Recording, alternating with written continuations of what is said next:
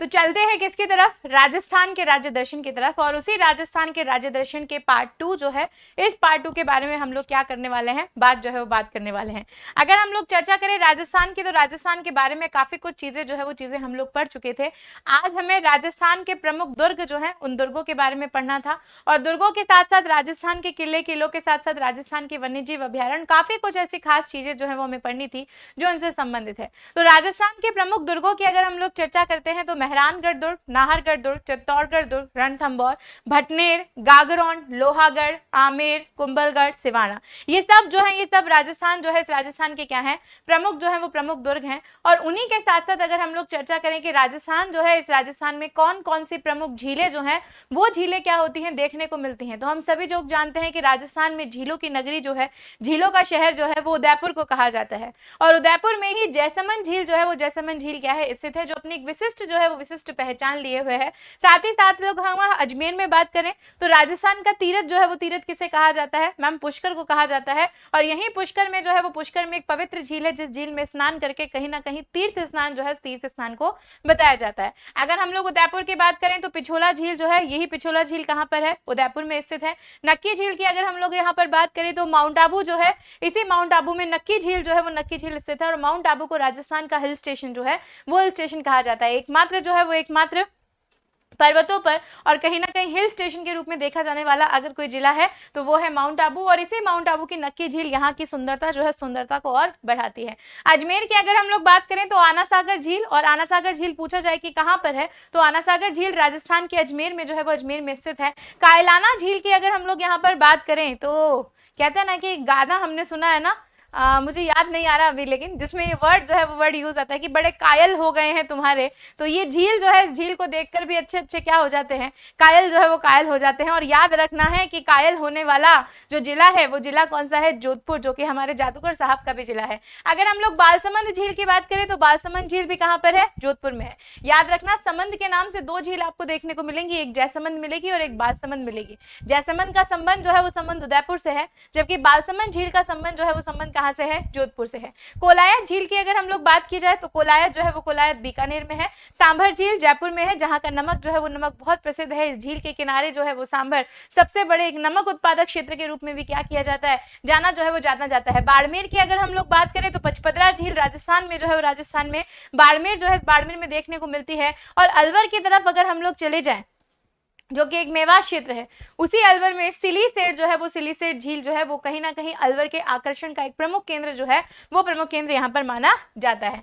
उसी के साथ साथ अगर हम लोग राजस्थान जो है, इस राजस्थान के प्रमुख टाइगर रिजर्व जो है, इन्हीं प्रमुख टाइगर रिजर्व के बारे में अगर हम लोग यहाँ पर बात करें तो आप सभी लोगों को ध्यान रखना है, सरिस्का जो है वो सरिस्का राजस्थान का एक प्रमुख टाइगर रिजर्व है, जो कहाँ पर स्थित है मैम, अलवर जो है वो अलवर में स्थित है। और उसी के साथ साथ राजस्थान जो है, राजस्थान ने देश का 52वां टाइगर रिजर्व भी जो है वो भारत को है। और 52वें टाइगर रिजर्व के रूप में और राजस्थान के चौथे टाइगर रिजर्व के रूप में बूंदी का रामगढ़ विषधारी वन्यजीव अभ्यारण्य जो है वो देश का 52वां और राजस्थान का चौथा टाइगर रिजर्व जो है वो हाल ही में घोषित किया गया था। ये प्रश्न बहुत सारे एग्जाम्स में जो है, पिछले बहुत सारे एग्जाम्स में आप सब लोगों से क्या किया गया है, पूछा जो है पूछा गया है। तो हम लोगों को ध्यान रखना है कि देश का 52वां और राजस्थान का चौथा टाइगर रिजर्व जो है वो रामगढ़ विषधारी वन्यजीव अभ्यारण्य यहाँ पर बन चुका है। राजस्थान के रामसर साइट्स की अगर हम लोग यहाँ पर बात करें तो आप सब लोगों को पता है कि रामसर साइट जो कि रामसर स्थलों के रूप में घोषित की जाती है, ईरान, और ईरान का रामसर जो है वो रामसर शहर, जहां पर एक कन्वेंशन जो है वो कन्वेंशन हुआ था, जिसके तहत आर्द्रभूमियों की अगर हम लोग बात करें तो आर्द्रभूमि के संरक्षण के लिए यही रामसर आर्द्रभूमि स्थल जो है वो घोषित किए जाते हैं। और हमारे राजस्थान में अगर हम लोग दो आर्द्रभूमि जो है उस आर्द्रभूमि स्थलों के बारे में बात करें तो सांभर झील को 1990 में रामसर साइट के रूप में घोषित किया गया था। और केवला देव घना राष्ट्रीय उद्यान की अगर हम लोग बात की जाए तो 1981 जो है, उसी 1981 में यही केवलादेव घना राष्ट्रीय उद्यान जो है इसे रामसर साइट जो है रामसर साइट के रूप में घोषित किया गया। तो राजस्थान में कुल कितनी रामसर साइट है, हम सब लोगों को ध्यान रखना है कि राजस्थान में मैम दो जो है वो दो रामसर साइट भी क्या है, अवेलेबल है। अगर राष्ट्रीय उद्यानों की हम लोग यहाँ पर बात करें तो रणथंभौर राष्ट्रीय उद्यान, केवलादेव जो है वो केवलादेव राष्ट्रीय उद्यान, माउंट आबू वन्यजीव अभ्यारण्य, डेजर्ट नेशनल पार्क, सांभर झील जो है वो सांभर झील वन्यजीव अभ्यारण्य, ये सब जो है ये सब कहाँ के हैं, राजस्थान के हैं। उसी के साथ साथ राजस्थान से जुड़ी हुई 2-3 महत्वपूर्ण बातें हैं जिनके बारे में भी पढ़ना हमारे लिए यहाँ पर बहुत ज्यादा जो है वो बहुत ज्यादा जरूरी है। और बहुत जरूरी है कि हमसे पूछा जाता है कि राजस्थान का कौन सा जिला है जिस जिले के मध्य से होकर कर्क रेखा गुजरती है।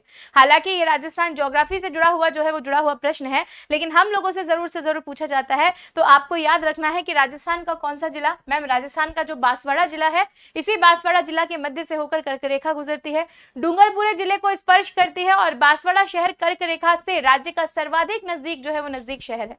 यानी कर्क रेखा जो है, इसी कर्क रेखा से राजस्थान राज्य का सबसे ज्यादा नजदीक शहर कौन सा है, तो मैम वो बांसवाड़ा है। सबसे पहले राजस्थान में सूर्योदय जो है वो सूर्योदय कौन से जिले में होता है, तो धौलपुर जिले के सिलाना गांव में होता है। ये क्वेश्चन भी हम लोगों से पूछा जाता है कि राजस्थान जो है, राजस्थान में सबसे पहले सूरज जो है वो सूरज कहाँ उगता है, धौलपुर जिले का सिलाना गांव। और राजस्थान में सबसे बाद में सूर्योदय जो है वो सूर्योदय अगर पूछा जाए कि सूर्य अस्त जो है वो अस्त कहाँ होता है, तो जैसलमेर जो है, उसी जैसलमेर जिले का जो कटरा गांव है, उसी कटरा गांव में सूरज सबसे बाद में जो है वो बाद में अस्त होता है। और यहीं पर सबसे बाद में राजस्थान में सूर्यास्त जो है वो सूर्यास्त भी क्या किया जाता है, देखा जो है वो देखा जाता है। अगर हम लोग इसी राजस्थान की आकृति के बारे में क्या करें, चर्चा जो है वो चर्चा यहाँ पर करें, तो हम सब लोगों को यहाँ पर ध्यान रखना है कि राजस्थान की आकृति सबसे पहले विषम कोणीय चतुर्भुज के रूप में घोषित की गई थी, या ऐसा कहा गया था कि राजस्थान की आकृति जो है ना, वो आकृति मैप में एक पतंग के समान है। और ये किसने बताया था, तो आपको ये भी याद रखना है कि टी.एच. हेंडले नामक जो है वो हेंडले नामक क्या थे, एक विद्वान थे जिन्होंने राजस्थान की इस आकृति के बारे में क्या की थी, चर्चा की थी। ये भी एक बहुत महत्वपूर्ण प्रश्न है जो आप लोगों से पूछा जाएगा। राज्य का सबसे उच्चतम बिंदु अगर हम लोगों से पूछा जाए कि राजस्थान राज्य का सबसे हाईएस्ट पीक पॉइंट जो है वो पीक पॉइंट कौन सा है, तो राजस्थान का सबसे हाईएस्ट पीक पॉइंट जो है वो गुरु शिखर है, जो 1722 मीटर की ऊंचाई पर स्थित है। और सबसे निम्नतम बिंदु अगर पूछा जाए कि सबसे निचला बिंदु कौन सा है, तो सांभर झील को सबसे लोएस्ट पॉइंट के रूप में क्या किया जाता है, जाना जाता है। जो इसका क्षेत्र जो है वो क्षेत्र ऐसा कहा जाता है कि समुद्र तल जो है वो समुद्र तल से भी नीचा है। अगर राज्य के सबसे नजदीक बंदरगाह की बात की जाए कि राज्य के सबसे नजदीक कौन सा बंदरगाह है जहां से माल की आवाजाही जो है वो की जाती है, तो कांडला जो है वो कांडला बंदरगाह राजस्थान राज्य के सबसे नजदीक है, लेकिन ये राजस्थान में स्थित नहीं है। हम सब लोगों को याद रखना है कि कांडला का संबंध जो है वो कहां से है, गुजरात से है। उसी के साथ साथ राज्य का सबसे ऊंचा बांध जो है वो सबसे ऊंचा बांध कौन सा है, मैम जाखम बांध है। जाखम बांध जो 81 मीटर की ऊंचाई पर है, और ये कहां पर स्थित है, तो मैम ये प्रतापगढ़ जो है प्रतापगढ़ में स्थित है।